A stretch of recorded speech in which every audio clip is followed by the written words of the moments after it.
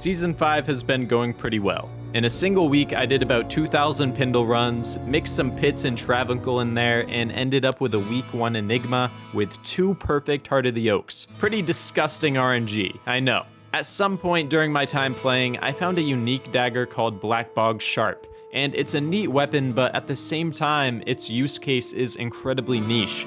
This got me thinking, what can we actually do about all these outdated unique items to make them a bit more relevant in the metagame? But before we get into that, I think it's important to note that not all unique items are garbage and some of them are just fine. The Good Dagger, for example. Now, I'm gonna be honest, I've literally never found this in an early game run, and I've also never used it since D2R launched. However, this is a certified classic, 100% magic find, and a cheeky little -5 mana to balance it out, I guess. Anyways, great item, get a character to level 11 and gamble a couple million gold over by Geed, and you can pretty much guarantee yourself one of these bad boys. Next item on the list is the Wizard's Pike. Every single stat on this item is fantastic. 50% FCR, flat mana, and 75% all res, which is the biggest source of resistance on pretty much any item in the game. Only losing out to broken paladin rune words like Ancient's Pledge and Sanctuary. No, it doesn't have plus skills like a Heart of the Oak or a Spirit Sword, but on the plus side, you can always throw a Rainbow Facet in this item, which you cannot do with a rune word. Additionally, because it has 50% FCR, a lot of the time this actually frees up a ring slot, meaning you can use a Stone of Jordan instead of an FCR ring. 10 out of 10 dagger, would recommend. Last but not least of the good daggers, we have Spineripper. With decent base damage and massive deadly strike, open wounds, and crushing blow, I mean, it's pretty obvious, right? This is a good item. I've personally found this at a ladder start before and used it as a budget uber weapon. Smiters love this weapon, Kicksins love this weapon, it's good. The Diggler Dirk. What is this weapon trying to be?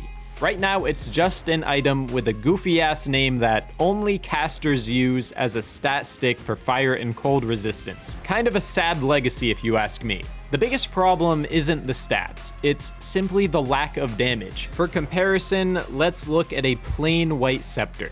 Already, you can start to see how pathetic 4 to 13 damage really is. Comment below if you disagree with me, but a level 11 unique item should not be barely better than a level 0 common item. The good news is that this is an easy fix. Just bump the damage up to like 12 to 36 damage, and at the very least, it'll be usable for a melee character. For this change, you would need to bump the enhanced damage up to 300%, which looks ridiculous, but at the same time, you would be able to up the item to an elite base later on, and still have it be somewhat usable. The Jade Tan Do is a really weird item, and it has about 0 use cases. Maybe you can use this item to be really BM against a poison necro in PvP, but that's about it. I think that expanding on the poison theme would be great for this item. In particular, there's a low-level rabies druid niche that this weapon could fit perfectly into.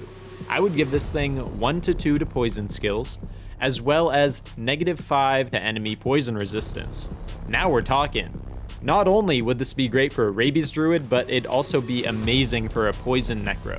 But not to the point where it's like beating out Death's Web or even a blue wand with +3 to poison nova and 2 open sockets, you know? And one other thing, the defensive stats on this item are ridiculous and most certainly need to be tuned down. I've always thought of Blackbog Sharp to be the upgraded version of the Jade Tan Do because they both have poison damage. So with that being said, I think it's reasonable to give it the same sort of theme. Again, we want to be careful with redesigning uniques because we don't want to make other items like the Venomous Wand of the Magus completely redundant. Moving on to the Spectral Shard, this weapon isn't really all that bad, and in this case, it's more about Spirit Sword being too good. So first of all, nerf Spirit. Second of all, Spectral Shard could use a bit more resistances in my opinion. 10 all res is a little bit low, maybe give it a variable stat like 10 to 25. I was gonna say 50, but that's too much. Spineripper has decent damage and it's pretty much an upgrade from the Diggler. No change needed, it can just be a boring old unique. Same thing with Heart Carver. This is an item that already has its place in the game as a budget weapon swap option for find item barbarians.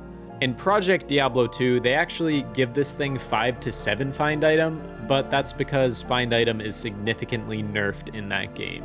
In D2R, it's ridiculous, so giving this 5 to 7 find item would be way too much. Speaking of Project Diablo 2, daggers as a whole in this game get 20% deadly strike by default, which is actually a really clever balancing idea. Scepters in Diablo 2 get 50% damage to undead, so why can't daggers get something special as well?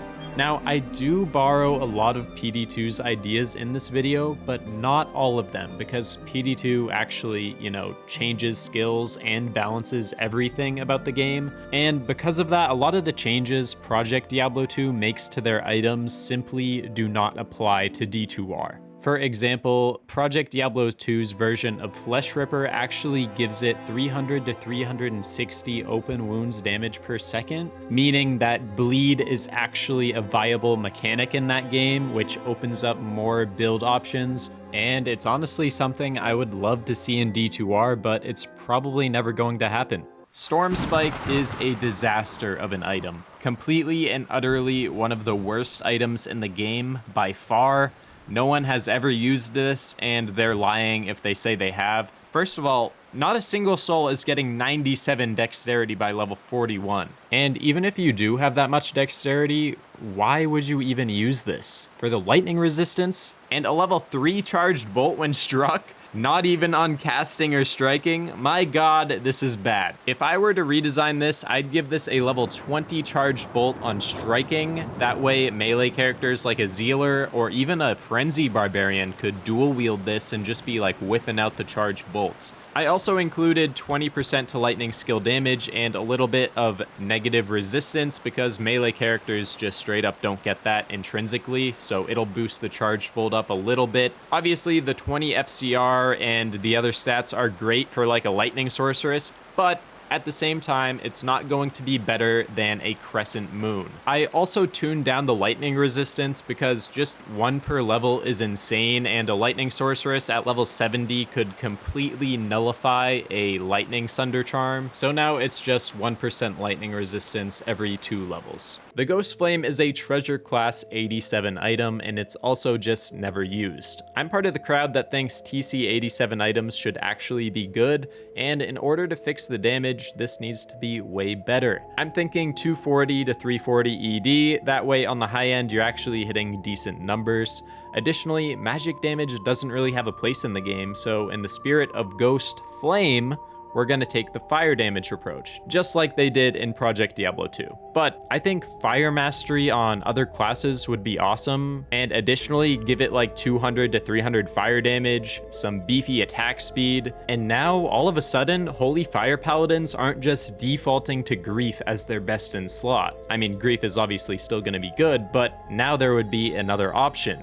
2 to fire skills and 6 to fire mastery would provide a 79% fire damage boost, which is pretty damn good. A fire trapsin would love this item because right now most of her gear is insanely expensive, so this would be like a budget alternative. This wouldn't be insane for a fire sorceress, by the way. You don't get faster cast rate, and class-specific skills are actually capped to 3 on their native classes. The same way a barbarian doesn't get +6 to battle orders on a call to arms. That about wraps up the video. Let me know what you think. Did I go too far? Did I not go far enough with these changes? I tried to keep in mind that Diablo 2 is a delicate game, and making things too powerful will invalidate other options. But still, I think changing some of these items will increase build diversity and even improve the trade economy. Thanks for watching, guys, and I'll see you next time.